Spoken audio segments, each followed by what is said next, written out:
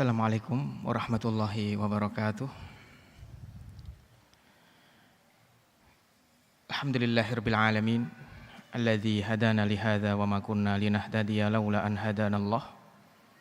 Alhamdulillahirabbil alamin alladzi arsala rasulahu bil huda wa dinil haqq liyudhhirahu 'alad dini kullihi wa kafa billahi syahida. Asyhadu an la ilaha illallah wahdahu la syarikalah wa asyhadu anna Muhammadan abduhu wa rasuluh. Allahumma salli wa sallim wa barik ala nabiyyina Muhammadin sallallahu alaihi wasallam wa ala alihi wa sahbihi wa man tabi'ahu bi ihsanin ila yaumiddin. Rabbana hab lana min azwajina wa dhurriyyatina qurrata a'yun waj'alna lil muttaqina imama. Rabbana ja'alna muqimis shalah wa min dzurriyyatina Rabbana wa taqabbal du'a. Amin ya rabbal alamin. Amma ba'du. Bapak Ibu, saudara sekalian, jamaah salat Isya Masjid Darussalam Geria Tugu Asri yang dimuliakan Allah Subhanahu wa taala. Puji syukur alhamdulillahirabbil alamin kita panjatkan kehadirat Allah. Malam hari ini kita diperjumpakan oleh Allah Subhanahu wa taala di tempat ini, di majelis ini untuk bersama-sama belajar menggali petunjuk Allah Subhanahu wa taala dan juga petunjuk kekasihnya Rasulullah Muhammad sallallahu alaihi wasallam, khususnya yang berkaitan dengan pendidikan keluarga. Dan ini semuanya perlu kita ikhtiarkan, menggali petunjuk dari Quran ataupun hadis yang berkaitan dengan pendidikan keluarga adalah sesuatu yang perlu kita ikhtiarkan. Karena sesungguhnya kita ini di dalam mendidik anak babnya bukan pinter-pinteran.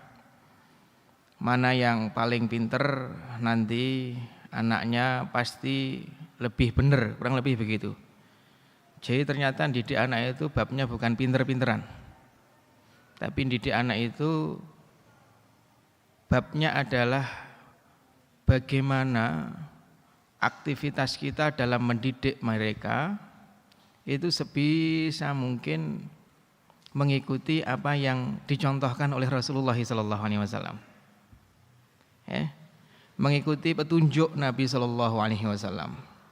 Karena kalau kita mengikuti petunjuk Nabi itu pasti tidak salah, ya, pasti benarnya.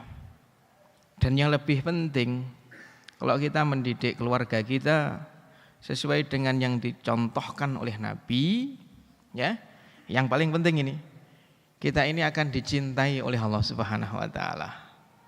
Ya.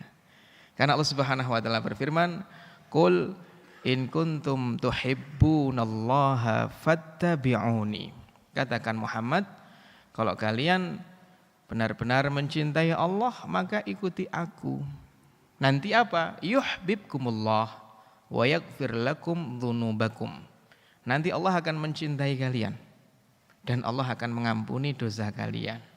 Jadi mendidik anak itu babnya bukan pinter-pinteran, ya, tapi mendidik anak itu babnya adalah bagaimana kita ikhtiar dalam aktivitas pendidikan keluarga kita itu sebisa mungkin ikut petunjuk Nabi.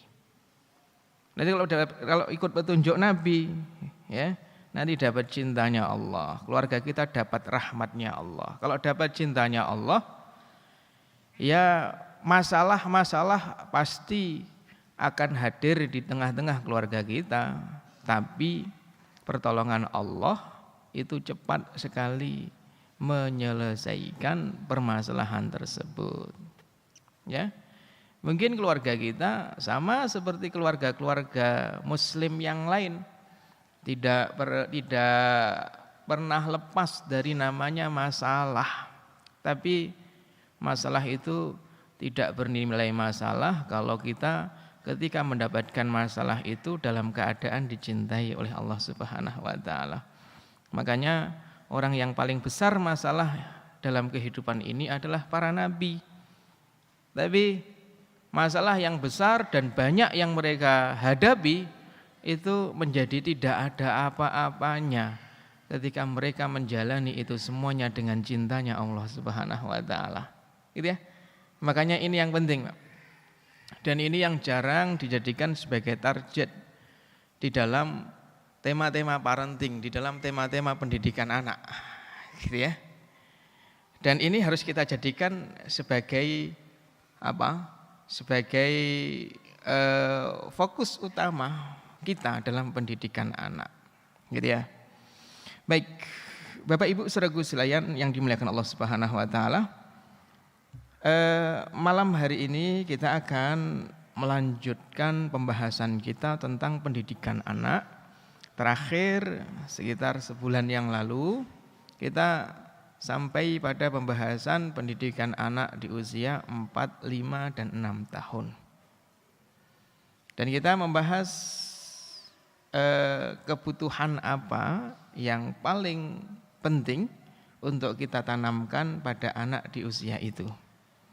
Dan pembahasan terakhir kita kemarin apa Pak kebutuhan utama anak di usia itu? Yang pertama bermain, yang kedua dialog. Ya. Bermain kemarin sudah kita bahas cukup banyak, saya menyampaikan riwayat-riwayat di mana Rasulullah SAW bermain secara fisik dengan sahabat-sahabat kecil. Apakah itu cucu beliau atau itu anak-anaknya para sahabat. Dan yang kedua, kali ini kita masih membahas poin pertama, apa sih kebutuhan anak di usia itu. Karena sebagaimana yang saya sampaikan di awal, di setiap tahapan usia 1, 2, 3, 4, 5, 6, 7, 8, 9 sampai 24. Berarti kita partisi ada 8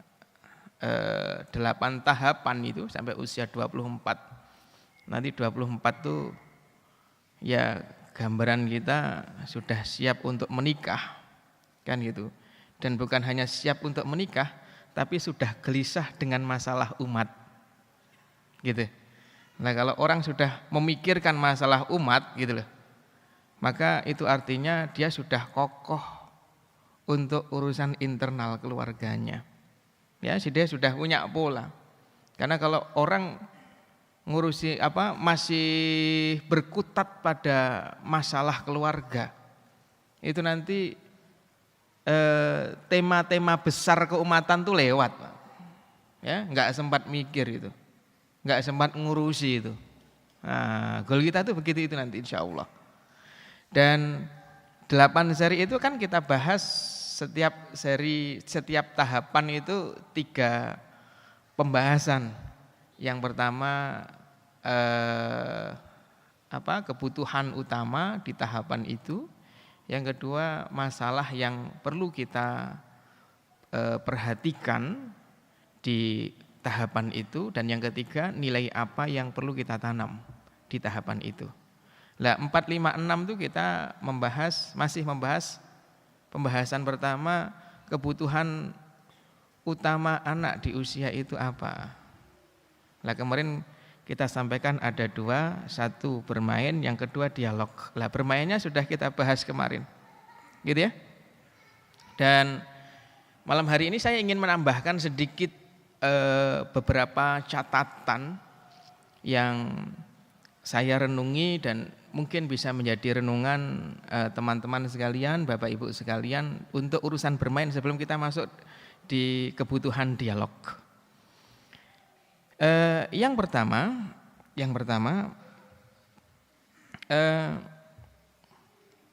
dalam urusan bermain anak, saya menyampaikan bermain ya, dan tidak semua yang disebut mainan hari ini boleh kita sebut mainan. Kan gitu ya. Tidak semua mainan itu ini permainan, ini permainan. Tidak semua mainan itu bisa kita kategorikan sebagai mainan. Mainan yang kita maksudkan di sini adalah mainan-mainan yang sifatnya fisik atau dalam bahasa lain melatih motorik kasar. Ya, motorik kasar anak.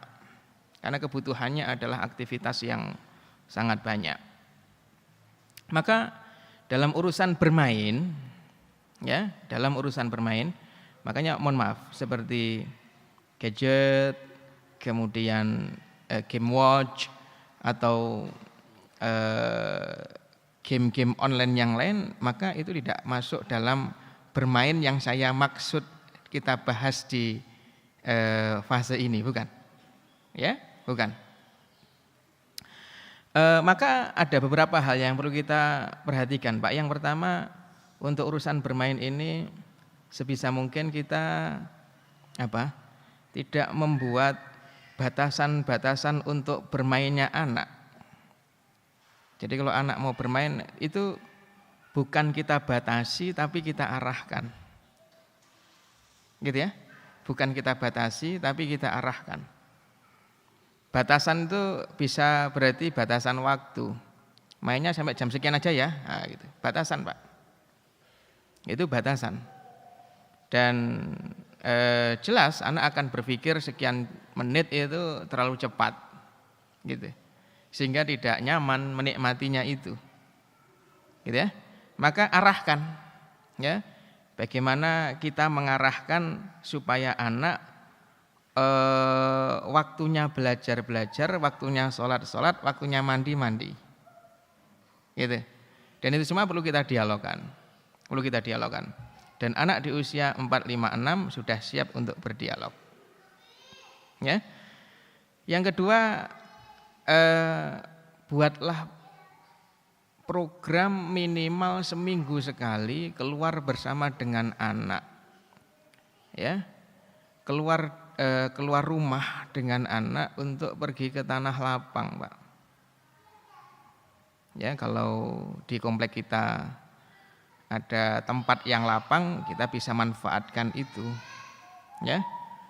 Tapi kalau memang tidak ada, maka kita bisa menentukan di mana gitu contohnya. Kalau yang dekat dengan ini ada UI, sana itu kan dekat, lapang sekali, mau lari-lari. Nah, di situ biarkan anak sesuka hati mau lari-lari, mau lompat, mau naik sesuatu, yang penting sudah kita pastikan ini tidak bahaya. Ya, ini tidak bahaya dan itu outdoor, di luar. Ya. Apakah itu anak laki-laki atau itu anak perempuan? Yang ketiga, sebagai orang tua jangan bosan kalau anak kita meminta untuk mengunjungi tempat bermain yang sama, walaupun itu berkali-kali.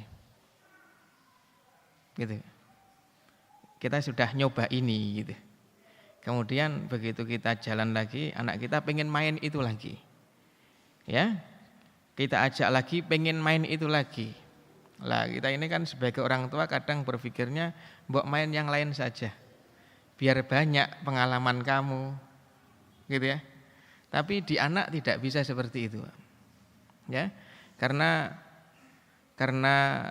anak mengulang-ulang satu permainan yang sama itu menunjukkan bahwa permainan itu dia ridhoi, permainan itu dia sukai. Ya, maka kalau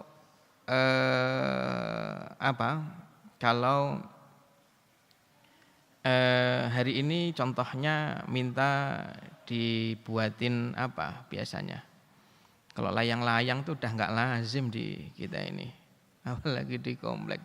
Kalau di kampung tuh masih lazim, Pak. Apa yang lazim, Pak, di sini nih? Kita buatkan apa itu, pesawat terbang lah gitu ya. Kemudian dia terbangkan di halaman rumah, di jalan depan rumah dengan teman-temannya. Besok minta dibuatin kayak begitu lagi, padahal kemarin juga sudah dibuatin gitu. Besoknya lagi minta dibuatin lagi, maka jangan jenuh untuk menuruti itu. Karena pengulangan yang ia minta untuk satu permainan yang sama menunjukkan dia senang dan ridha terhadap permainan itu. Ya. Atau apa ya, jadi banyak hal itu yang permainan-permainan yang dibuat dari kertas yang bisa melibatkan fisik. Pesawat pun kan tidak satu model kan, ya. Ada banyak jenis pesawat yang bisa diterbangkan atau bisa dipakai mainan dengan tangan seperti ini. Dan itu pasti anak-anak akan lari-lari di halaman, di jalan untuk menangkap pesawat-pesawatan itu. Itu contohnya, Pak. Contohnya. Kemudian yang keempat, coba manfaatkan ini, Bu. Manfaatkan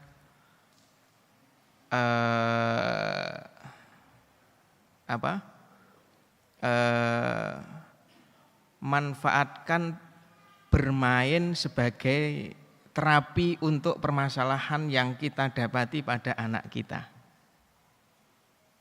Jadi bermain bisa kita gunakan sebagai terapi untuk permasalahan di anak kita. Gitu ya. Contohnya Pak.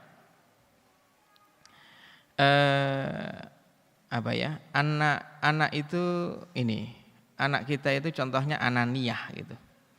Jadi ananiah itu egoisnya sangat tinggi sekali. Ya namanya juga anak-anak. Tapi kan kita ingin mendidik, ya, agar bisa lebih baik.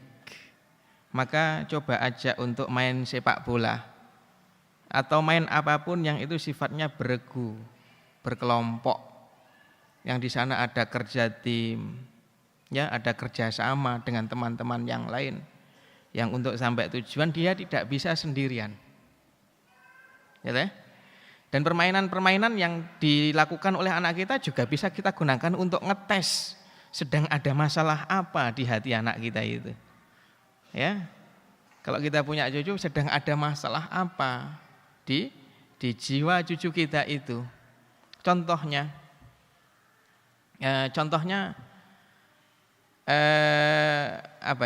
ada anak perempuan gitu, contohnya kita kasih boneka, itu bonekanya dirias-rias, itu bonekanya disisirin dengan rapi, dimanja-manja dan seterusnya.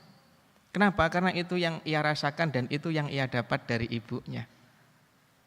Ya. Tapi ada juga ya anak perempuan kecil gitu yang nyisirin bonekanya sambil marah-marah, ya, sambil mukul-mukul bonekanya, gitu, sambil ngomel, ya, kamu ini kalau jam segini harus tidur, jangan rewel saja, atau bagaimana lah itu, biasanya lazimnya anak kecil, ya. Jadi dia tidak menimang-nimang boneka, tapi dia ngomel, dia grundel, dia omel ini itu boneka itu. Oh berarti ada masalah itu, ya, pada jiwa anak perempuan kita dan itu harus kita sembuhkan, harus kita obati. Atau ada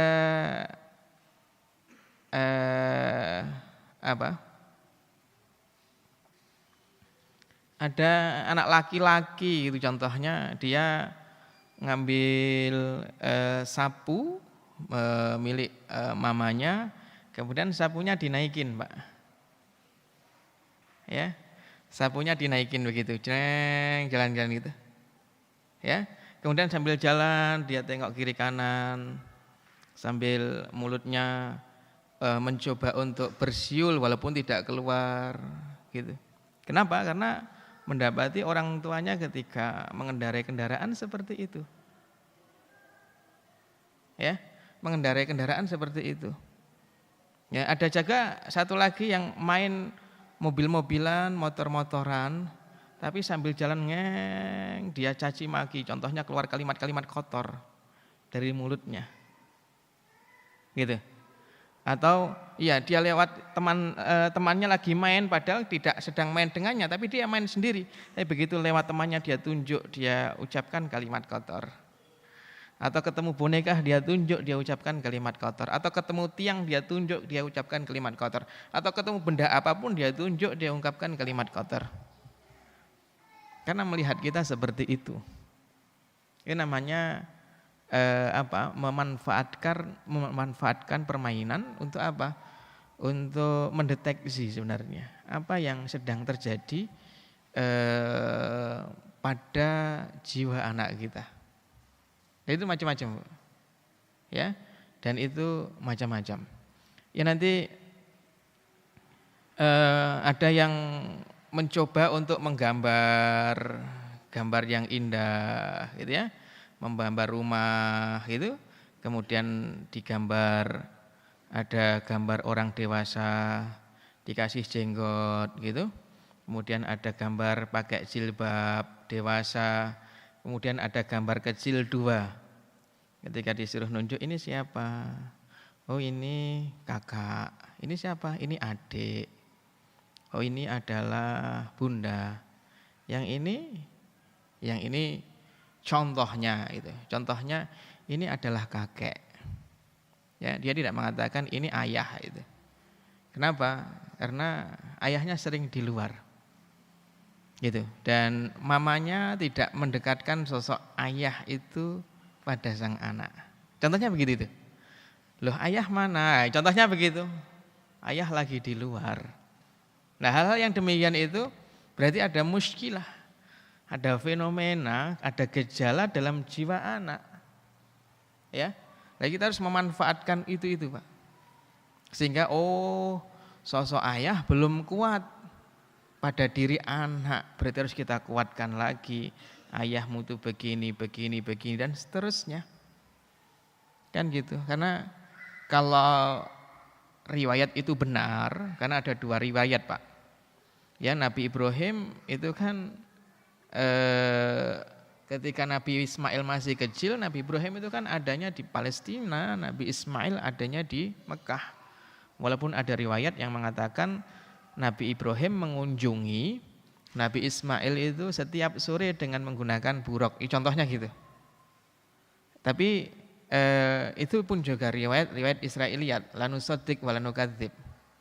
Andai tidak seperti itu, kan gitu.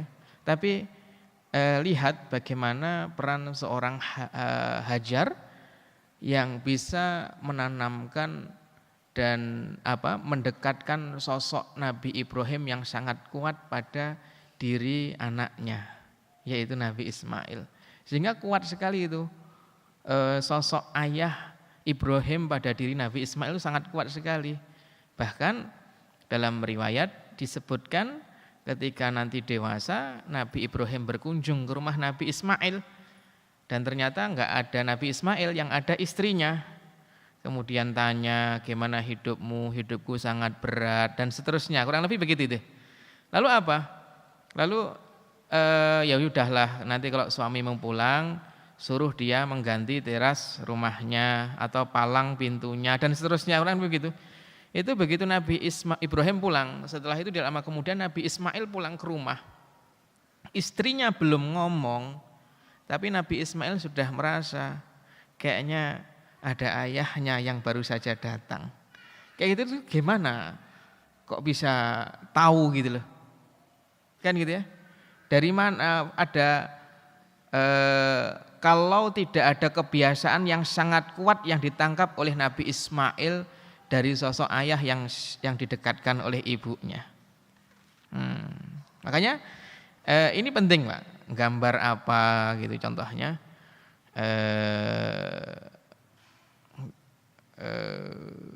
Gambar dia dengan temannya gitu, contoh gitu, lagi belajar di sekolah tapi ada satu di sekolahnya dikasih nama satu semuanya gitu, tapi kita tanya, temanmu di sekolah ada berapa nak?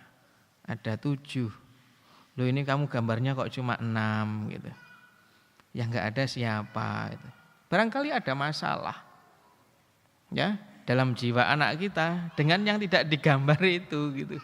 Pokoknya macam-macam, Pak. Jadi kita bisa memanfaatkan sebenarnya bermain itu untuk mendeteksi ada fenomena jiwa apa di dalam kejiwaan anak kita.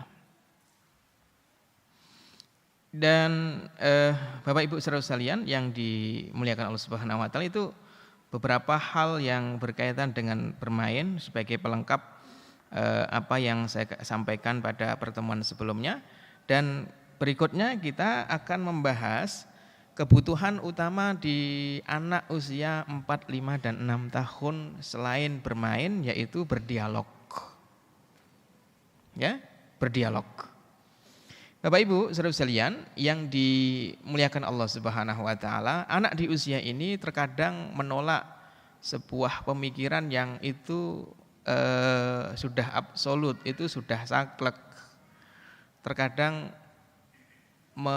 bukan menolak ya, terkadang mengucapkan sesuatu yang itu kalau kita lihat dengan kacamata akidah itu menyimpang gitu. Ya, kalau kita lihat dengan kacamata akidah itu menyimpang. Atau terkadang anak di usia 4, 5, dan 6 itu menyampaikan pertanyaan-pertanyaan kepada orang tuanya yang pertanyaan-pertanyaan itu tidak mudah dijawab oleh orang tuanya. Ya, karena terkadang pertanyaan yang ditanyakan itu sesuatu yang sudah jelas gitu. Dan menjelaskan sesuatu yang sudah jelas itu adalah pekerjaan yang paling sulit. Kalau sesuatu yang belum jelas ditanyakan, itu kita masih bisa bereksperimen. Tapi kalau sesuatu yang sudah jelas ditanyakan, itu tidak mudah untuk menjawabnya. Kan gitu ya? Macam-macam, mungkin bapak-bapak, ibu-ibu, saya yakin pernah merekam lah pertanyaan-pertanyaan yang yang unik dari putra-putrinya di usia ini yang kita tidak mudah untuk menjawabnya. Kan gitu. Contohnya di rumah kita punya kolam ikan. Kan itu. Kemudian anak kita bertanya, "Yah, ikan itu tidurnya kapan sih?" gitu. Kenapa? Karena malam hari ke toilet lewat kolam ikan, ikannya masih jalan-jalan. Atau punya ikan di akuarium itu contohnya. Jalan terus, tidak ada berhentinya itu. Berhenti sebentar, jalan lagi. Ikan tidurnya kapan sih gitu. Kayak gitu tuh gimana kita menjawabnya. Jadi kenapa dia bertanya seperti itu? Karena memang secara fitrah punya kebutuhan untuk berdialog. Ya, punya kebutuhan untuk berdialog. Kenapa? Karena setelah usia 6 tahun masuk usia 7 itu adalah usia siap menerima ilmu dengan serius. Nah, sebelum masuk usia menerima ilmu dengan baik, Allah siapkan 3 tahun sebelumnya itu anak punya kemampuan berdialog. Dan pengen tahunya itu tinggi. Ya, pengen tahunya itu tinggi. Atau pertanyaan-pertanyaan yang lain, contohnya adalah apa? Kalau kita di rumah punya binatang gitu contohnya,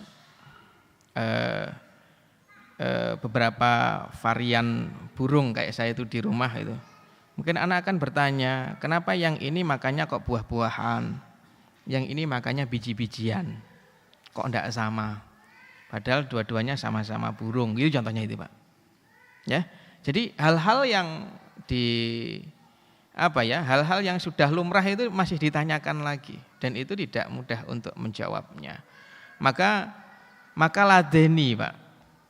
Ya, ladeni dahaga dialog yang sedang dialami oleh anak kita itu. Ladeni walaupun menanyakan pertanyaan yang sama itu berulang-ulang. Hari ini ditanyakan, besok ditanyakan lagi, lusa ditanyakan lagi. Gitu ya. Ladeni itu. Ya. Maka ketika anak kita dalam kondisi seperti itu, kita yang harus bersyukur, Pak. Ya, banyak nanya dan pertanyaan-pertanyaan yang tidak mudah kita jawab. Maka ada beberapa hal yang perlu kita perhatikan saat kita berinteraksi dengan pertanyaan-pertanyaan anak-anak kita yang terkadang tidak mudah untuk kita jawab. Yang pertama, pastikan bahwa kita itu jujur dalam menjawabnya. Gitu ya, pastikan kita jujur dalam menjawabnya. Jangan mengada-ngada. Jangan merekayasa jawaban. Gitu ya. Jangan merekayasa jawaban. apa contohnya?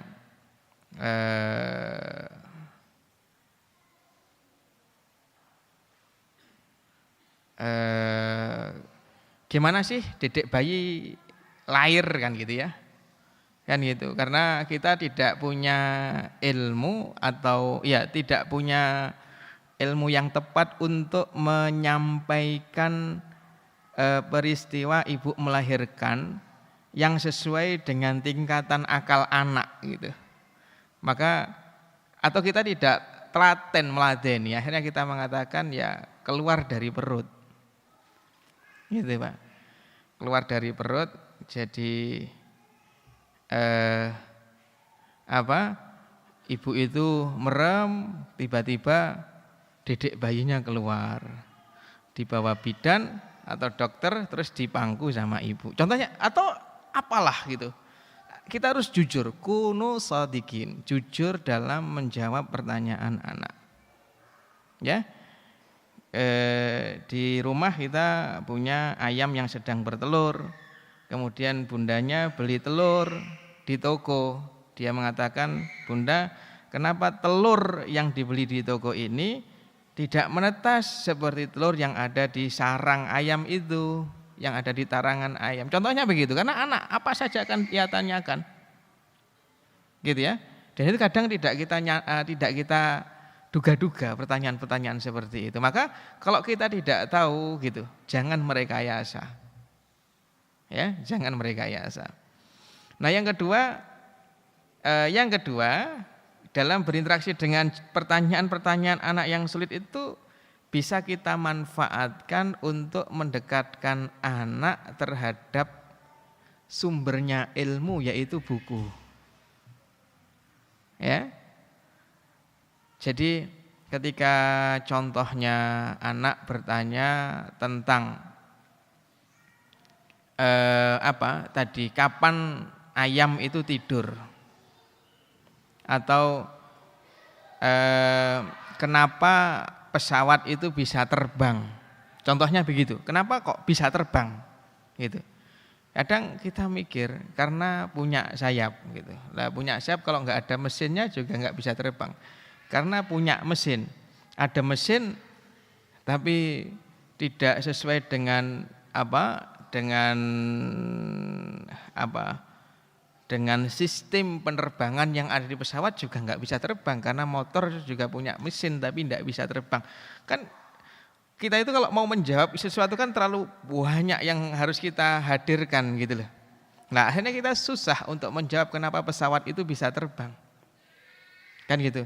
Dan kenapa landingnya, take off-nya itu harus di bandara, tidak di depan rumah kita. Gitu contohnya kan macam-macam. Kenapa enggak turun di sini? Karena anak lihatnya dari jauh itu kan kecil gitu.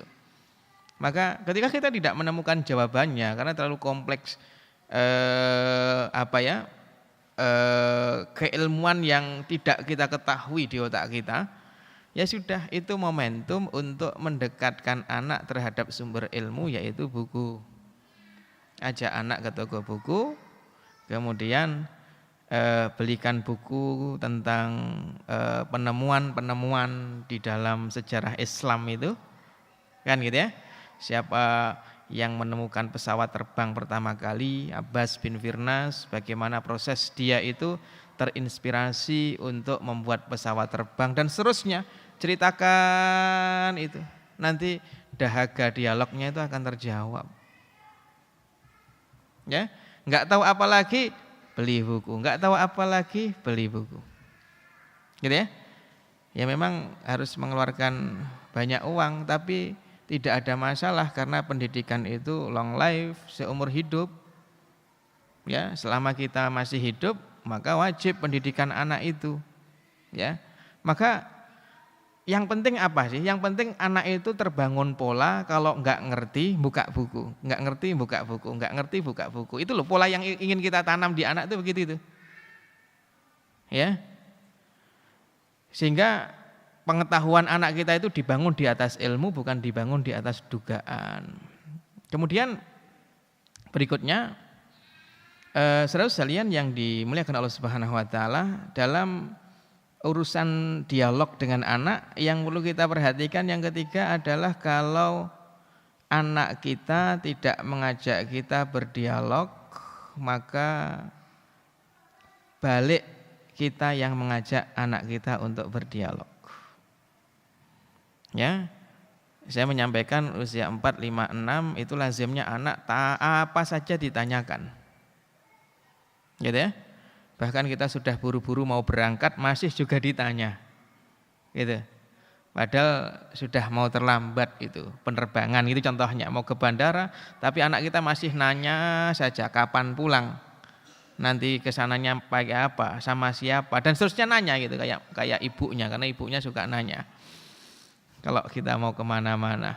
Akhirnya anaknya juga detail itu nanyanya, sampai mana ya gitu. Ini sedang di jalan, di jalannya di mana? Alhamdulillah, terima kasih Pak Edi. Di jalannya di mana? Oh, Cibubur yang mana? Itu contohnya, detail gitu. Karena apa? Melihat mamanya detail. Kalau nanyain ayahnya gitu lah. Nah itu layani aja Pak, layani aja. Ya. Karena kebutuhan. Karena kalau kita tidak mendapati anak kita begitu, tidak banyak nanya, tidak ngajak kita dialog, diam saja. Ada sesuatu yang nyeleneh itu bahkan ndak bergeming untuk itu tuh apa sih gitu lah. Ya. Padahal sesuatu itu nyeleneh, aneh gitu. Contohnya ada apa? Ada pokoknya sesuatu yang aneh lah, yang ndak biasa gitu. Belum pernah kita ajak ke kebun binatang, kita ajak ke kebun binatang, lihat gajah biasa, padahal belum pernah melihat gajah yang sesungguhnya gitu. Kok ndak ada keinginan tahu ini makanannya apa gitu loh. Atau kalau laki-laki berpikir ini gajah gede ini sama singa yang di sana tadi menang mana kalau berantem. Kadang kan gitu anak-anak itu. Apalagi anak laki-laki kalau berantem menang mana, menang-menangan gitu. Kok anak kita enggak punya ide untuk dialog seperti itu, maka kita sebagai orang tua yang harus balik bertanya. Ya, kita sebagai orang tua yang harus balik banyak bertanya supaya kemampuannya dalam mengungkapkan sesuatu, dalam mengungkapkan apapun itu terbangun, Pak. Ya, di rumah kita punya kolam ikan, di rumah kita punya akuarium, kita tanya kepada anak kita. Jadi ada akuarium yang sangat indah gitu loh. Apa itu Pak yang akuarium tapi didesain seperti di alamnya itu, aquascape itu contohnya sangat indah sekali gitu tuh. Tapi anak kita ngelihat tuh biasa gitu.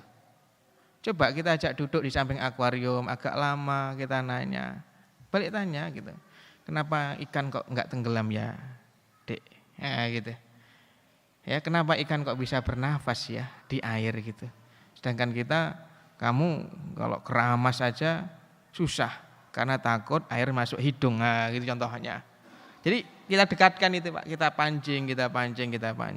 Ya memang harus duduk, ya harus telaten, gitu. Atau ketika turun hujan kita bertanya, gimana hujan ini turunnya, airnya turun dari langit ya. Tapi air yang di langit itu asalnya dari mana? Gitu contohnya. Ya, air dari langit itu asalnya dari mana? Karena belum ada imajinasi sama sekali tentang hujan itu bagaimana. Jadi kita tanya. Begitu dia tidak tahu, kita dekatkan dengan buku. Ini loh prosesnya ternyata begini. Dipancing, Pak, pancing. Atau ketika anak kita pakai baju apapun lah, dan kita ingin ngobrol tentang baju, maka atau kita pakai baju baru gitu contohnya, coba tanya kepada anak, gimana nak menurutmu baju abi, baju ayah pantas enggak? Gitu. Warnanya gimana? Jadi biar dia yang berimajinasi, enggak pantas tuh. Kenapa enggak pantas? Karena aku enggak dibelikan, itu contohnya. Jadi Bapak Ibu saudara sekalian yang dimuliakan Allah Subhanahu wa taala, pancing dia. Atau yang berikutnya yang keempat, Kalau kita banyak waktu di luar rumah, maka luangkan waktu tertentu untuk menghubungi anak kita dengan telepon. Ya, kita kadang ngobrolnya hanya dengan istri kita. Tapi coba kita minta, "Dek, mana kakak? Aku pengen ngobrol sama kakak." Gitu. Dah kangen nih sama kakak. Gitu contohnya itu. Itu nanti akan merasa spesial dan beda ngobrol dengan di telepon. Ya. Contohnya mamanya bilang, "Ini ayahmu pengen ngomong sama kamu." Itu beda, Pak. Beda. Gitu ya. Ada rasa keberadaannya di tengah keluarga itu diperhatikan, dihargai, tidak dianggap seperti angin lalu, gitu loh. Jadi ajak anak untuk ngobrol. Karena begini, Bapak Ibu yang dimuliakan Allah Subhanahu wa taala, begitu kita mengkaji sejarah hidup Nabi Muhammad, maka Masya Allah Rasulullah Muhammad SAW itu menurut sebagian riwayat itu dibelah dadanya itu di usia 2 tahun 4 bulan. Tapi dalam riwayat yang lain dibelah dadanya di usia 4 tahun, Pak. Ya. Dibelah dadanya itu di usia 4 tahun. Dan saya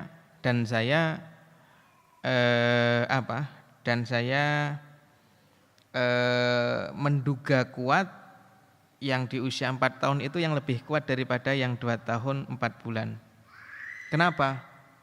Karena begitu Rasulullah SAW dibelah dadanya, kemudian didatangi oleh saudara sesusuannya, putranya Halimah Sa'diyah itu, maka Rasulullah itu bisa menggambarkan dengan detail peristiwa yang beliau alami.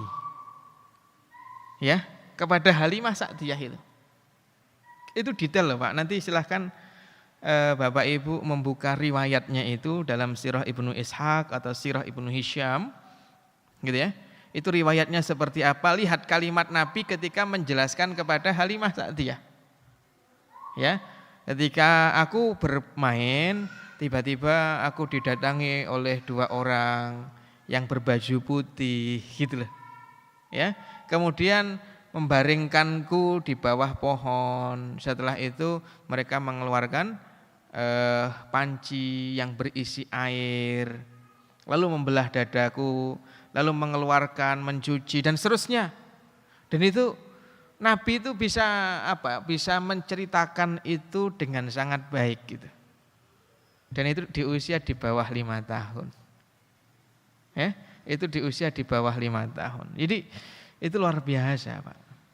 Ya, itu luar biasa. Itu pelajaran mahal bagi kita. Dan kalau babnya dialog, maka ini berkaitan dengan pembahasan di usia 1, 2, 3, di mana usia 1, 2, 3 itu nilai mengajarkan bahasa yang baik, kosakata itu penting bagi anak. Kan gitu ya. Jadi kalau sudah usia 4, 5, 6 itu pokoknya dialog sama ini, Pak, ajarkan pola bahwa memilih kata yang pas itu penting. Gitu. Jadi jangan cuek dengan kesalahan berbahasa. Supaya terbangun pola di otak anak kita bahwa memilih kata itu juga sangat penting sekali dalam mengungkapkan sesuatu. Ya. Ini aku rubah jadi ini gitu. Lihat Mi, ini kertas aku rubah jadi pesawat gitu contohnya. Bukan dirubah, nak, rubah itu binatang. Tapi diubah. Gitu contohnya. Bukan merubah. Merubah itu kamu membinatangkan itu. Ya, tapi mengubah karena dari kata ubah bukan dari kata rubah. Kalau rubah itu binatang. Kalau kita ceritain gitu saja, nanti pengen ngomong itu mikir lagi, Pak. Gitu ya. Oh, berarti apa? Dengan begitu anak akan berpikir, oh milih bahasa itu penting, milih kata itu penting gitu. Karena ternyata Nabi itu tinggal di lingkungan yang seperti itu. Quraisy itu begitu itu, Pak. Ya. Makanya Quraisy itu sampai punya pasar tahunan itu. Ada 3 pasar, pasar Uqad, Dzulmajaz dan Majannah itu. 3 pasar itu bukanya setahun sekali di bulan Syawal, Dzulqa'dah, Dzulhijjah. Ya, Syawal, Uqad, Dzulqa'dah, Dzulmajaz, Dzulhijjah, Majannah gitu contohnya. Dan di pasar itu semua orang Arab dari manapun yang pinter-pinter bahasa itu kumpul. Ya, karena tidak hanya transaksi barang di situ, tapi juga pasar budaya di situ itu. Ya. Jadi kalau idenya tentang pasar budaya itu Quraisy sudah melakukan itu setahun sekali. Pasar Uqad, Dzulmajaz sama Majannah itu pasar budaya, Pak. Ya, di sana didirikan tenda-tenda.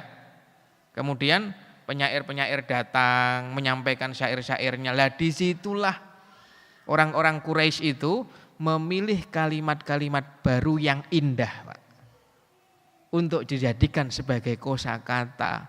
Makanya Quraisy itu sangat kaya dengan kosakata. Loh, Nabi hidup di lingkungan yang kayak begitu itu.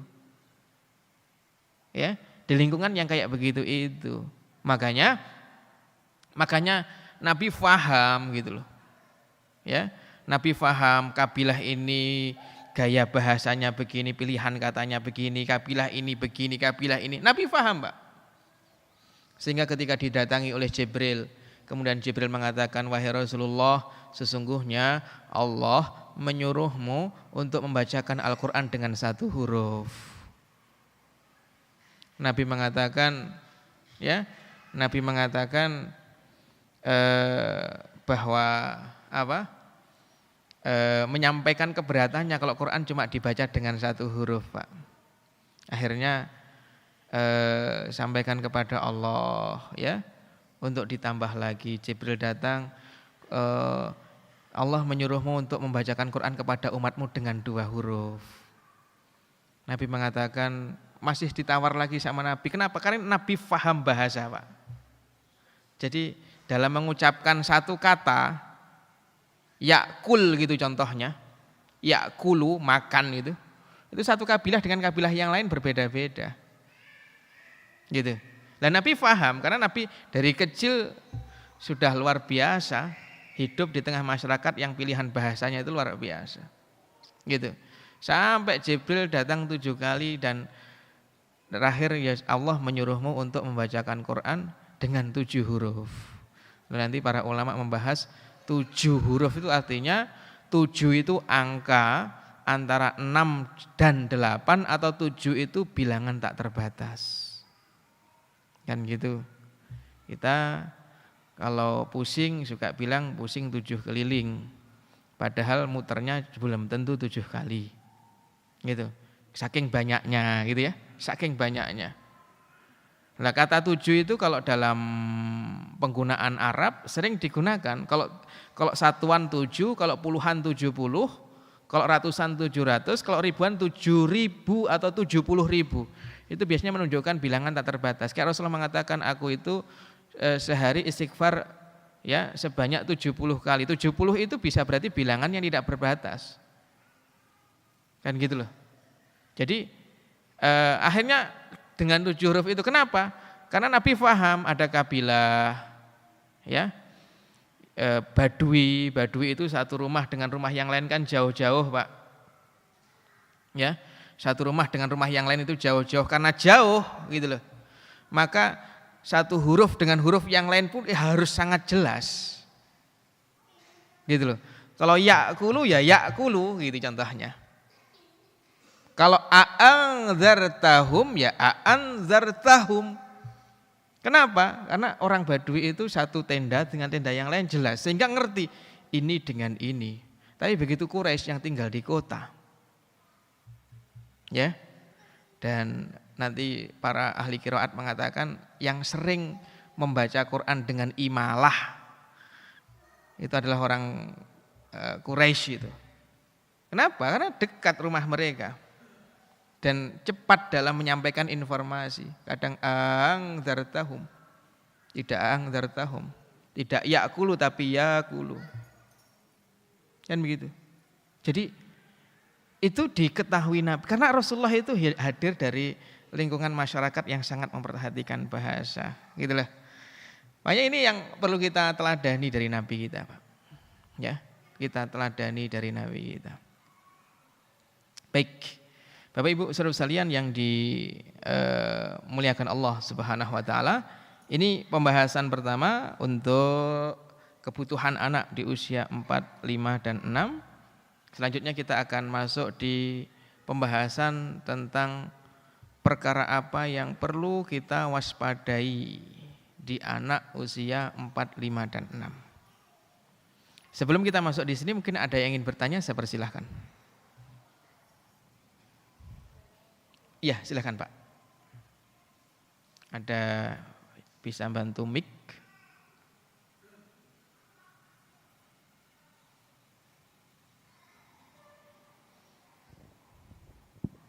Assalamualaikum warahmatullahi wabarakatuh. Waalaikumsalam warahmatullahi wabarakatuh. Di usia anak 4, 5, 6 tahun itu adalah kita bermain dan dialog, Ustaz. Dialog. Nah, masalahnya sekarang sistem pendidikan kita anak 4, 5 tahun yang sedang kondisi dalam masa TK itu sudah diajarkan hitung-hitungan, udah diajarkan mikir gitu. Apakah ini tidak bertentangan dengan yang Ustaz sampaikan? Kemudian dalam hal dialog kepada anak kecil itu mereka lebih banyak berimajinasi seperti apa yang dia lihat. Yeah. Contoh, ibunya kerja, kadang-kadang ibunya mengatakan, kenapa nggak kerja? Lagi cuti. Nah, waktu kita berdialog sama anak kecil itu, cucu lah, katakan saya cucu, dia mengatakan, dia berdialog kepada kita, itu dia mengatakan, sayang, seolah-olah dia sedang pergi ke kantor. Saya hari ini nggak ngantor, kenapa? Kita tanya, lagi cuti. Terus datang lagi rasanya, cutinya berapa hari?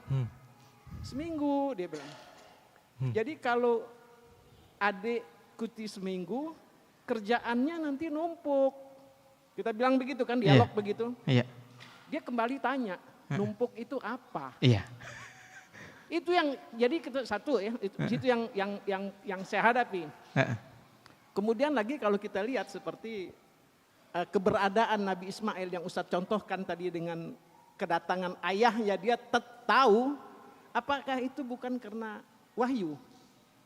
Karena kalau sudah jarang ketemu itu rasanya itu sudah jauh gitu. Ya kan? Jadi untuk jenis-jenis itu apakah wahyu dan apakah itu kita akan bertemu dengan yang begitu tanpa wahyu gitu. Ya. Terima kasih. Assalamualaikum warahmatullahi wabarakatuh. Waalaikumsalam warahmatullahi wabarakatuh.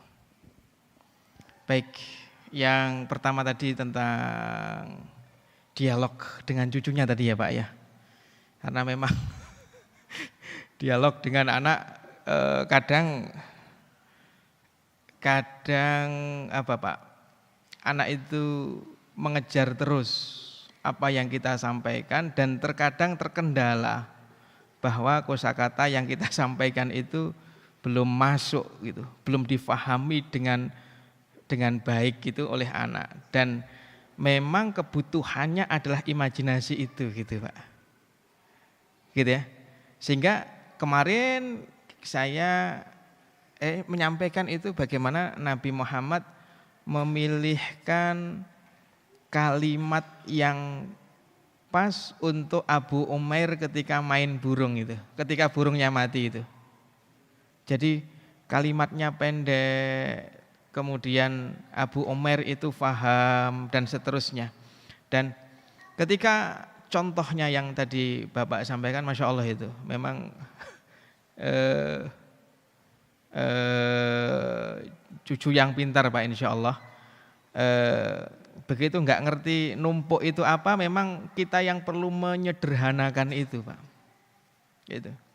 Jangankan usia 4 tahun atau 5 tahun, bahkan 7 tahun pun ketika masih ada kosakata yang lewat dan kita menyampaikan itu kadang definisi kalimat kata yang kita sampaikan itu saja anak kita belum paham, akhirnya kita masih harus mendudukkan ulang. Dan disitulah memang dibutuhkannya ketelatenan untuk mendampingi mereka dalam berdialog dan berimajinasi. Yang sebelumnya tadi berbicara di anak usia 4, 5, 6 yang banyak diajarkan ini ya Pak ya, berhitung dan iya gitu. Nah nanti Bapak Ibu yang dimuliakan Allah Subhanahu wa taala, kalau belum usia 5 tahun ya jangan buru-buru memasukkan anak ke sekolah. Ya.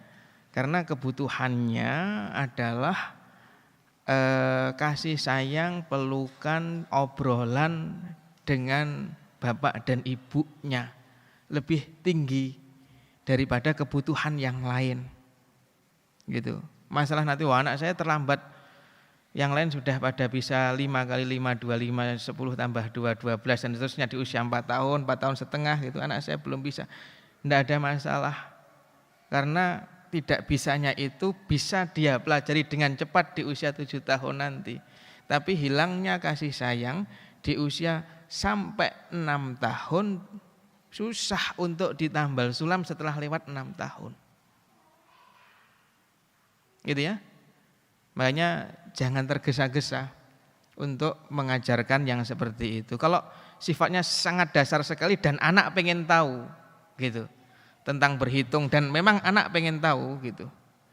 Hal mendasar contohnya 1, 2, 3, oh ada 3 mobil di rumah kakek, itu contohnya. Enggak ada masalah. 1, 2, 3 karena dia bisa menghitung itu. Hal yang sangat dasar karena itu juga dibutuhkan oleh anak kita. Tapi kalau sudah yang apa bahasanya kalibataku dan seterusnya itu, saya pikir sampai usia 5 tahun itu kebutuhannya utamanya belum itu. Ya, belum itu. Makanya ini yang nanti akan membuat kita itu tenang, santai gitu. Orang-orang contohnya sudah mengajarkan hal-hal yang sifatnya logik kepada anak gitu. Padahal anak sampai usia 6 tahun belum membutuhkan sentuhan logik itu. Lebih membutuhkan sentuhan hati. Ya, nurani, fitrah. Kenapa? Nanti begitu sudah remaja, kalau sentuhan nuraninya, sentuhan hatinya itu kuat, bukan sentuhan logika. Gitu Pak. Maka ketika anak melakukan kesalahan, nanti hatinya akan menjadi hakim sebelum orang tuanya. Ya, jiwanya akan menjadi hakim dia, akan menghakimi dia sendiri, gitu loh. Sebelum dia diinterogasi oleh orang tuanya.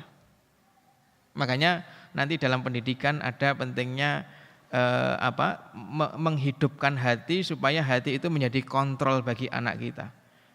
Ya, kalau dalam bahasa Qur'annya nafsun lawamah wala uqsimu bin nafsil lawamah, jiwa yang mencaci maki pemiliknya. Kenapa? Karena pemiliknya melakukan kesalahan. Karena sentuhan jiwanya itu kuat, Pak. Gitu loh. Dari orang tuanya sampai usia 6 tahun, belum logikanya. Logikanya gampang, Pak. Gitu ya. Logikanya gampang. Maka nanti ketika remaja, gitu ya, itu ketika melakukan kesalahan, hatinya sudah menghukum dia sebelum lingkungannya. Gitu. Sehingga terkadang kita ingatkan sedikit, kamu tidak takut ini, kita sudah remaja Pak, karena hatinya hidup.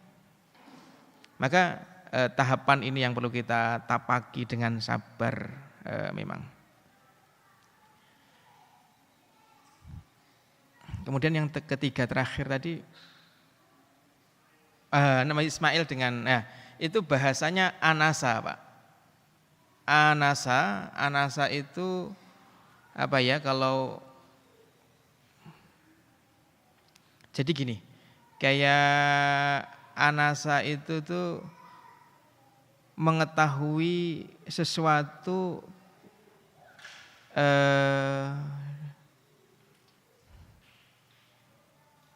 saya pengen menyebut feeling, tapi itu bukan feeling Pak. Mengetahui sesuatu, masuk rumah gitu, kok ada sesuatu yang berubah dari rumahnya gitu. entah pintunya yang nutupnya ndak lazim, contohnya, kayaknya berarti ada yang masuk. Jadi mendapati ada sesuatu yang berubah di rumahnya, apakah apapun itu yang berubah, bahkan itu sesuatu yang sangat remeh gitu contohnya Pak. Itu kursi kok tiba-tiba basah gitu contohnya. Maka saya menduga ini ada yang masuk. Contohnya gitu. Jadi yang terjadi pada Nabi Ismail itu beliau itu anasa, merasakan ada yang datang dan itu adalah bapaknya. Makanya kemudian bertanya kepada istrinya. Dan pada saat itu Nabi Ibrahim alaihissalam, Nabi Ismail, karena nubuahnya masih nubuah Nabi Ibrahim, maka beliau belum menjadi nabi. Ya, karena nubuahnya masih nubuah Nabi Ibrahim alaihissalam. Sehingga risalahnya yang dibawa Nabi Ismail masih mengikuti risalah Ibrahimiyah yang dibawa oleh bapaknya. Jadi begitu Pak. Saya tidak tahu padanan kata di dalam bahasa Indonesia, tapi dalam bahasa Arabnya anasa yu'nizu. Anasa yu'nizu itu merasakan sesuatu yang tidak biasa, seperti kondisi saya keluar rumah tadi gitu. Dan itu yang menjadikan saya merasa ada yang berubah itu macam-macam Pak. Kadang posisi sendal yang berubah gitu. Atau ada air yang tumpah padahal tadi sebelum berangkat tidak nyiramin pot gitu contohnya gitu Pak. Tapi kok ada bercak air di sini gitu contohnya. Jadi ada ada faktor yang dia lihat yang itu berbeda dengan kondisi sebelum dia tinggal. Dari situlah kemudian dia punya feeling. Kayaknya ada yang berubah, ada yang datang dan seterusnya. Itu apa kalau dalam bahasa kita? Apa Pak? Anasa yu'nizu itu. Ini apa?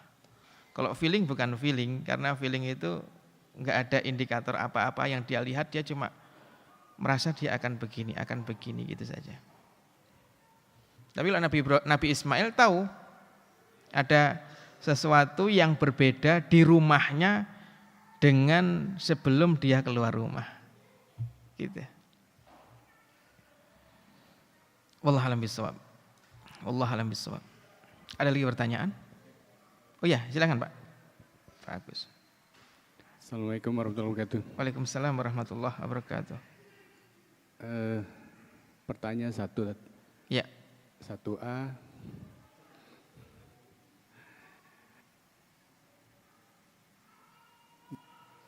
Menunda jawaban ke anak. Kadang-kadang anak bertanya tidak pada waktunya. Misalnya ketika ada tamu datang, atau ketika sedang bertamu, atau ketika sedang di masjid, atau kita sedang buru-buru misalnya. Nah, asalnya bagaimana mendelay jawaban? Boleh dikatakan, nak maaf, saya sedang, ayah lagi buru-buru. Bolehkah ayah jawab nanti ketika pulang misalnya? Itu yang 1A. Yang 1B-nya,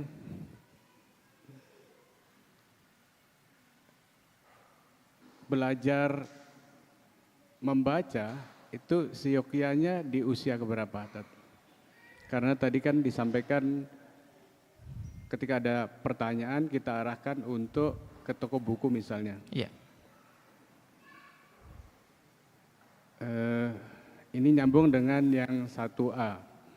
Mendidik itu sekaligus jadi alasan orang tua untuk googling lebih dulu, Tat. Kalaupun memang belum bisa baca anaknya. Gitu.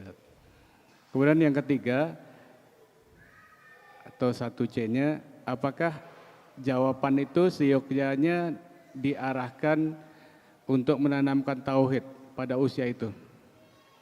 Menanamkan tauhid. Tauhid. Ya. Jawaban saintis atau jawaban tauhid? Ya. Itu saja. Ya. Assalamualaikum warahmatullahi wabarakatuh. Waalaikumsalam warahmatullahi wabarakatuh. Baik, yang pertama ketika anak bertanya pada waktu yang menurut kita tidak pas, gitu ya.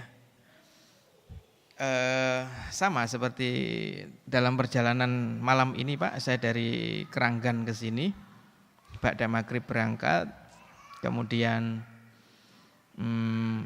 di mobil saya memang suka memutar kajian-kajian berbahasa Arab, masyayikh dari Timur Tengah.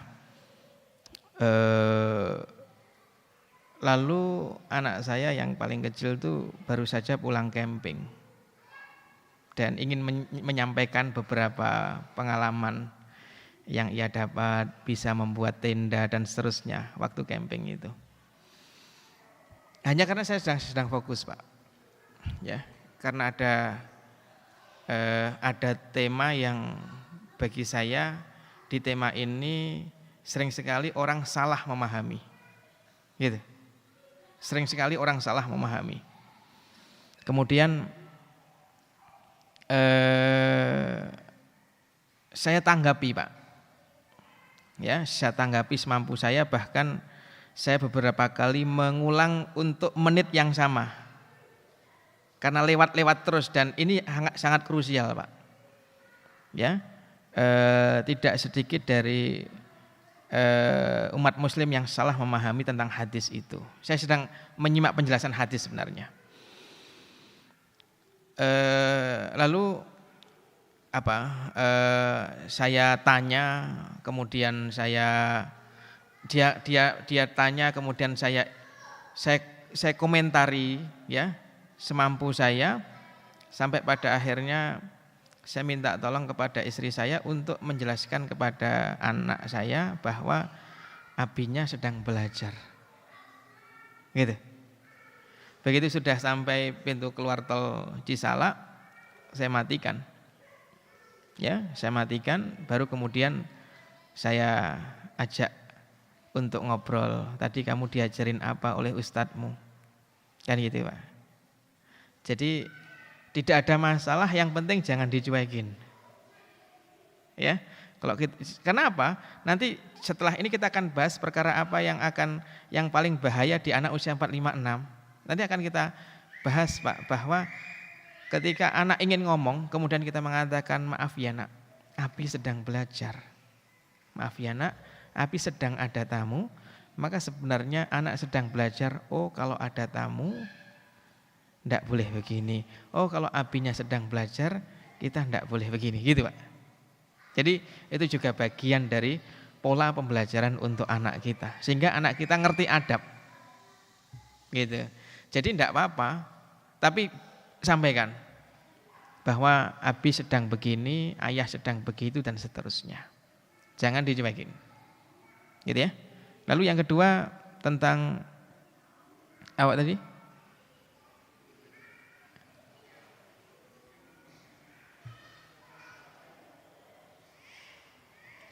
menyampaikan jawaban yang sifatnya saintis, itu. Oh, itu yang ketiga. Yang terbaik di usia berapa untuk belajar membaca gitu. Belajar membaca. Gitu. Ya. Jadi gini,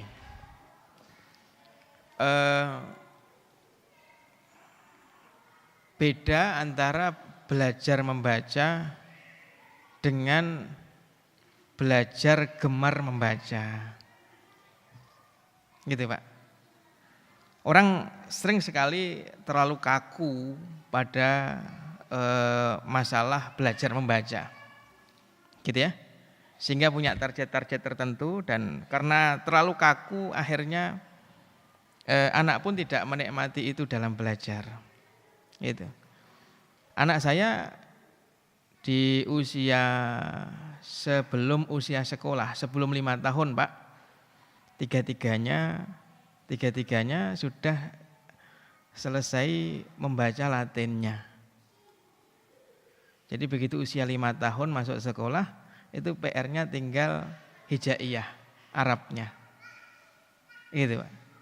Jadi Latinnya, karena Latinnya bahasa induk kita, abjad induk kita Latin itu, bukan Arab. Gitu. Hanya saya selalu berpegang bahwa tujuannya bukan supaya anak saya bisa baca, tapi tujuannya supaya anak saya senang baca. Gitu. Sehingga tidak kaku di dalam mempraktekkan itu pada anak. Gitu ya. Tidak kaku dalam mengajarkan abjad-abjad itu pada anak. Jadi tidak ada masalah mengajarkan di usia 4 tahun. Karena hari ini ya banyak metode yang bisa dicoba untuk mengajarkan membaca kepada anak yang menyenangkan itu. Dan kita bisa mencoba itu. 4 tahun bisa kita coba, Pak. Gitu. Tapi ya babnya bukan target selesai ini di usia enggak, tapi babnya adalah dia senang dalam proses belajar itu. Karena belajar itu adalah prosesnya seumur hidup, Pak. Saya sering menyampaikan di beberapa forum. Contohnya kalau saya dapat kabar nilai matematika anak saya gitu contohnya, itu 6, 5, 4 dan seterusnya itu. Gitu contohnya, Pak. Begitu saya dapat berita begitu itu, yang saya analisa, yang saya pikirkan adalah anak saya ini tidak tahu matematika atau anak saya itu senang dengan matematika tapi belum tahu matematika. Gitu tuh, Pak. Tujuan saya senang, bukan sekedar tahu. Gitu, karena ada anak yang pinter matematika, tapi kalau hari itu ada pelajaran matematika, rasanya bosen hari itu, Pak. Gitu loh. Kalau hari itu ada pelajaran matematika, apalagi di sekolah umum itu kan dalam sepekan matematika terus diajarkan sekian kali kan, sekian jam hissah kan gitu. Nah itu ada anak, dia bisa menjawab, dia ngerti. Tapi kalau hari itu ada pelajaran matematika itu membosankan hari itu, Pak. Lah, bukan itu yang saya inginkan.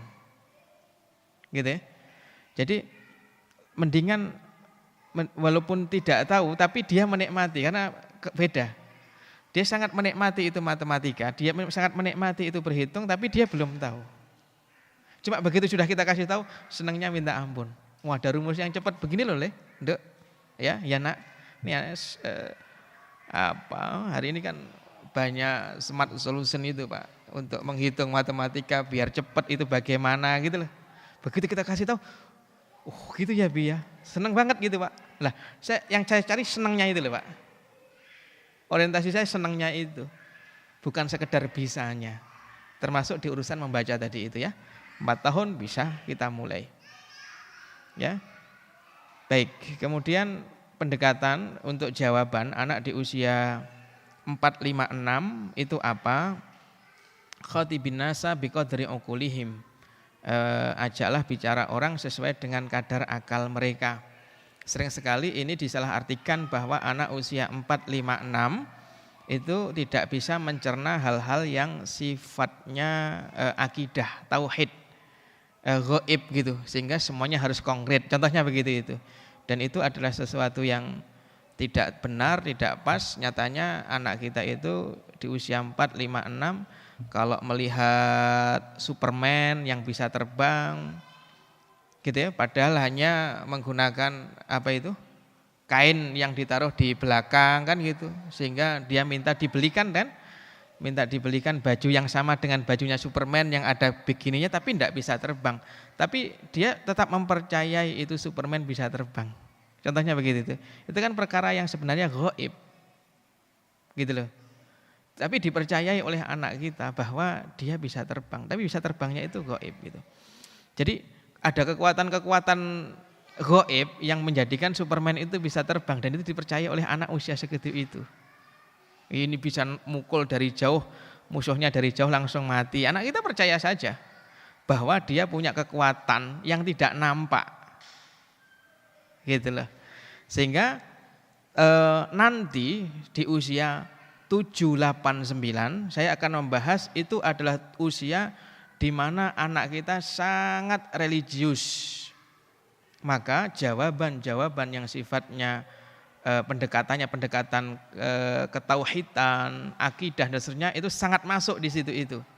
Adapun usia 4, 5, 6 tergantung data kita yang kita miliki apa. Kalau pendekatannya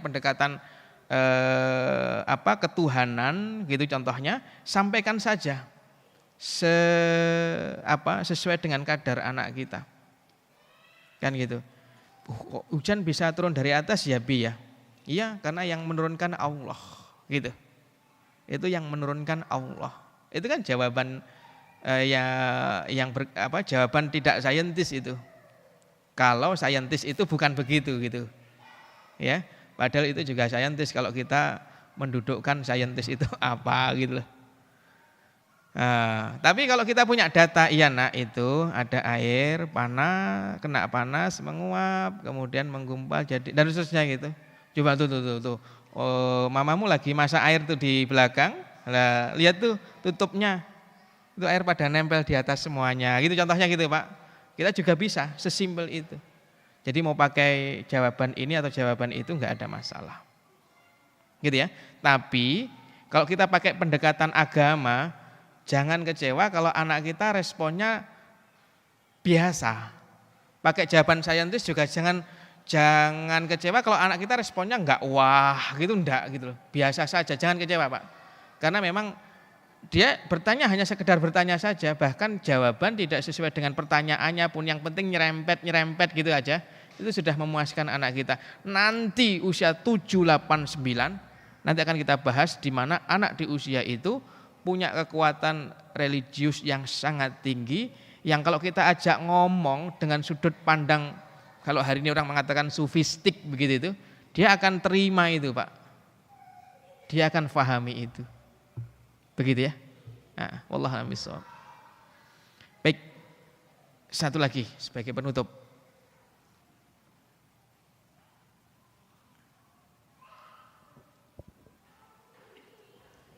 Bismillahirrahmanirrahim.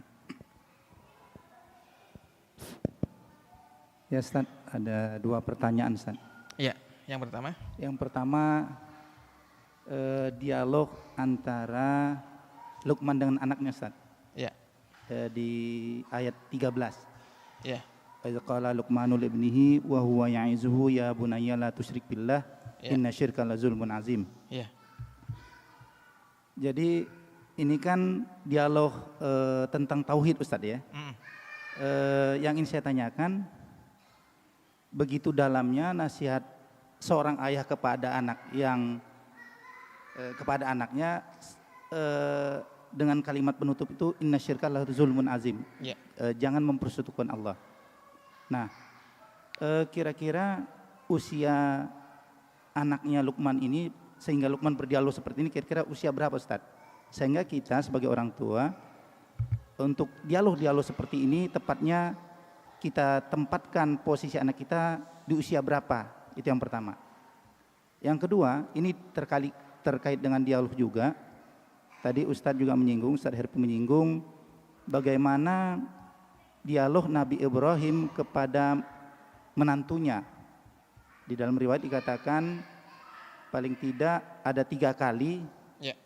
Yang pertama itu Ibrahim mengatakan kepada menantunya bahwa jadi begini, menantunya itu waktu ditanya bagaimana kabarnya Ismail, semua kalimat yang muncul dari istri yang pertamanya ini kalimat keluh kesah.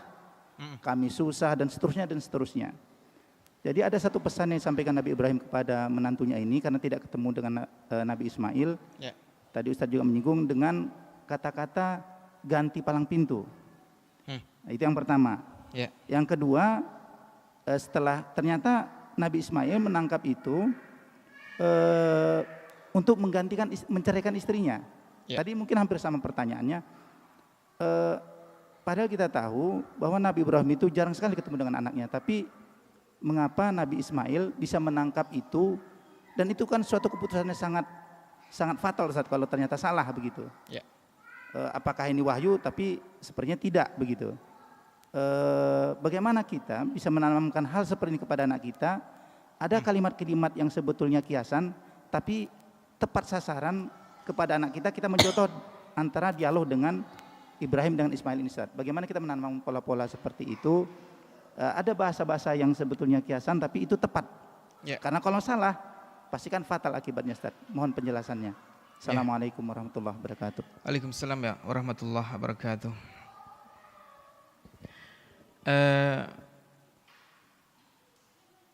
Yang pertama tentang usia anaknya Luqman itu ya. Berapa tahun saat dinasehati oleh ayahnya.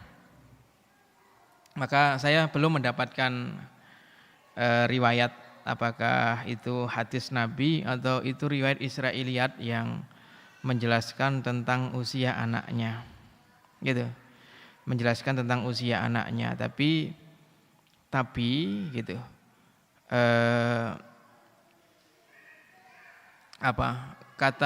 Karena kata ya bunayya itu diucapkan oleh Nabi Ibrahim saat ingin menyembelih Nabi Ismail alaihissalam, dan Nabi Ismail alaihissalam ketika itu usianya adalah usia baru saja mimpi basah, sudah balik ya, tapi manggilnya tetap masih ya bunayya. Atau kalimat itu diucapkan oleh Nabi Nuh alaihissalam kepada anaknya yang bernama Kan'an atau Yam, dan usianya sudah sangat dewasa sekali itu. Nah, sehingga wallahu alam itu usia anaknya Luqman saat dinasehati itu usia berapa, tapi karena nasihat-nasihatnya ini berisi tentang perintah, larangan dan akidah, maka rasanya usianya adalah usia taklif. Ya, usia sudah wajib melakukan kewajiban dan wajib meninggalkan hal-hal yang dilarang oleh agama. Gitu. Ditambah lagi analogi yang dibuat oleh Luqman itu adalah analogi yang bisa dicerna oleh orang yang sudah berakal. Ya bunayya innaha in takum mithqala habatin min khardalin fatakun fi sakhratin aw fis samawati aw fil ardi ya'ti bihallah. Nak, amal perbuatan itu ya sekecil apapun itu, walaupun di atas langit, di dalam batu, di bumi dan seterusnya, nanti akan dibalas oleh Allah. Ilustrasi seperti itu bisa dicerna oleh orang yang berakal. Berarti anaknya sudah akil, sudah balik. Gitu ya. Berarti anaknya sudah akil balik, tapi usia pasnya berapa? Wallahu a'lam. Ya, wallahu a'lam, tapi yang jelas akil iya, balik iya. Akilnya dari mana? Dari nasihat-nasihat yang tidak mungkin difahami kalau belum berakal. Baliknya dari mana? Dari kontennya. Karena kontennya adalah perintah dan larangan. Begitu ya Pak ya? Maka nanti lebih detail lagi ya perlu dikaji itu cara Luqman memilih kata itu seperti apa. Karena setiap nasihat diawali dengan panggilan ya bunayya. Setiap nasihat ya kapan nasihat disampaikan dengan kata larangan dan kapan nasihat disampaikan dengan kata perintah dan kapan nasihat disampaikan dengan analogi dan permisalan. Dalam hal apa sih larangan itu harus ditekankan? Dalam hal apa kita enggak perlu larangan tapi cukup penggambaran? Dalam hal apa kita perlu perintah tidak harus dengan larangan dan juga tidak dengan penggambaran? Contohnya begitu. Dan yang terakhir, alasan yang disampaikan oleh Luqman di setiap nasihatnya. Kenapa enggak boleh syirik? Alasannya ini. Kenapa jangan berjalan di muka bumi dengan sombong?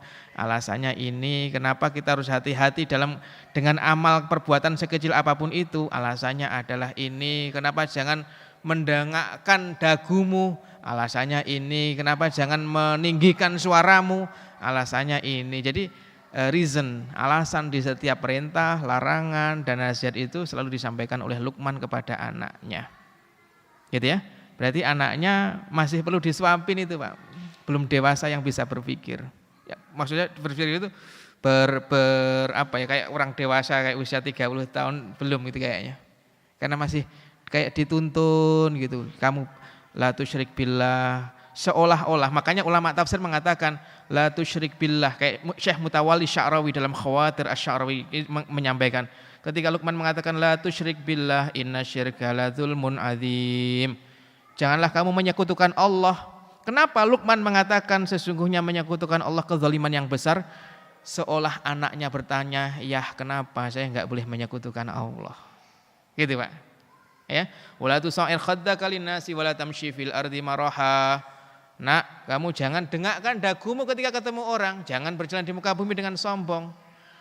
Kemudian Luqman mengatakan innallaha la yuhibbul mukhtalin, Allah enggak suka orang yang sombong. Seolah anaknya bertanya, "Yah, kenapa saya enggak boleh mendengakkan begini?" Gitu loh. Jadi alasan itu disampaikan oleh Luqman karena ada pertanyaan dari anaknya, kenapa enggak boleh begini? Kenapa saya harus begitu? Kenapa kok begini gitu loh, Pak. Nah, kenapa biasanya disampaikan oleh anak-anak muda. Gitu ya, Pak ya. Akil balik. Kemudian yang kedua, ini masalah bahasa, Pak. Karena memang semua nabi yang Allah Subhanahu wa taala pilih itu punya kecerdasan berbahasa.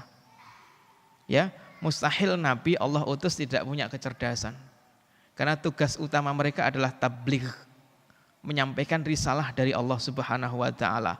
Maka nabi itu adalah orang-orang yang paling fasih di alam semesta, walaupun yang paling fasih di antara yang fasih adalah Rasulullah Muhammad sallallahu alaihi wasallam. Utitu jawami al-kalim, aku dikasih apa yang tidak Allah kasih kepada nabi sebelumnya. Apa? Kalimat pendek tapi maknanya dalam. Tapi nabi-nabi sebelum Nabi Muhammad orangnya cerdas berbahasa, fasih, karena harus menyampaikan risalah dari Allah. Lah orang yang cerdas berbahasa itu, Pak, gitu loh. Orang yang cerdas berbahasa itu ya punya kelihaian dalam memainkan, kan gitu. Anak kita yang punya kecerdasan bahasa kan juga begitu. Ya kadang lihat sepatuku sudah lapar, gitu. Itu bagi saya anak yang punya kecerdasan bahasa, karena sepatunya apa, Pak, mangap gitu loh bawahnya itu kecerdasan bahasa loh, Pak. Kemudian kita mengatakan ya udah nak, besok kita ke toko, itu juga kecerdasan berbahasa. Beda dengan ya udah besok beli, itu bukan kecerdasan bahasa, Pak. Gitu ya. Ya udah besok kita ke toko, ya udah besok kita beli. Mana imajinasinya yang paling kuat dan banyak di otak anak kita? Besok kita ke toko, dia bayangkan ke toko mau naik apa, nanti lihat apa dan seterusnya, kan gitu. Jadi di anak-anak di masyarakat biasa pun sebenarnya bahasa yang bagus, kecerdasan bahasa itu nampak, cuma terkadang tidak mereka pahami karena mereka tidak mengetahui teori bahasa Indonesia atau teori bahasa Arab, gitu. Tapi di kalangan para nabi itu hal yang biasa, karena Nabi Ismail akan jadi nabi, Nabi Ibrahim adalah nabi, sehingga punya komunikasi yang sangat luar biasa. Makanya nanti Rasulullah Muhammad SAW contohnya ketika menyebutkan sesuatu itu, yang menyebutkan sesuatu terkadang menggunakan majaz, kiasan. Contohnya Rasulullah SAW mengatakan bahwa wanita itu tercipta dari tulang rusuk yang bengkok. Itu kan majaz, bukan hakiki. Karena kalau hakiki hilang rusuk kita, kan itu. Tapi begitu majaz, kesamaannya di mana? Kesamaannya bukan kok tulang rusuk itu melindungi jantung, bukan. Tapi kesamaannya ada pada bengkoknya itu, yang digambarkan Nabi bengkoknya, bukan posisi tulang rusuk yang melindungi jantung. Gitu, Pak. Itu kan cara Nabi berbahasa yang sangat luar biasa dalam pilihan kata. Apalagi Pak, ini masih saya analisa, ini analisa saya, Pak, dan masih saya kumpulkan. Rasulullah itu saking cerdas berbahasanya, Nabi itu bahkan menjadi trendsetter untuk istilah-istilah. Hari ini kan kita masih nginduk jadi apa hari ini contohnya, ungkapan mantul gitu contohnya, apa mantul itu? Mantul itu kan istilah baru itu. Yang membuat kan juga ya anak-anak milenial lah gitu kan. Lah, Nabi itu dulu punya kecerdasan begitu itu, Pak. Jadi istilah-istilah yang apa ya? Yang belum difahami oleh banyak orang gitu. Nabi buat, kemudian akhirnya orang pakai istilah itu untuk apa? Untuk maksud tersebut gitu. Jadi Nabi banyak memunculkan term-term baru lah gitu. Ya, definisi-definisi baru ini bagian dari kecerdasan berbahasa. Gitu. Apalagi Nabi Ismail juga calon nabi, Nabi Ibrahim nabi. Pasti begitu itu sudah paham atabatul bait gitu. Oh, kenapa? Karena memang kan gitu ya, karena memang tidak salah kalau kemudian makna atabatul bait, palang rumah atau tangga rumah atau teras rumah itu adalah wanita. Kan gitu. Jadi bukan sesuatu yang susah bagi Nabi Ismail untuk mentakwil kalimat itu. Kayak kita contohnya mengatakan mungkin tapi hanya bisa difahami oleh orang yang sesama faham kinayah, kiasan gitu contohnya. Gitu ya. Wallahu a'lam bishawab. Jadi begitu itu. Wallahu a'lam bishawab. Sudah jam 9 lebih, kita cukupkan sekian, mudah-mudahan bermanfaat. Hadanallahu iyyakum ajmain. Subhanakallahumma bihamdika asyhadu an la ilaha illa anta astaghfiruka wa atubu ilaik. Assalamualaikum warahmatullahi wabarakatuh.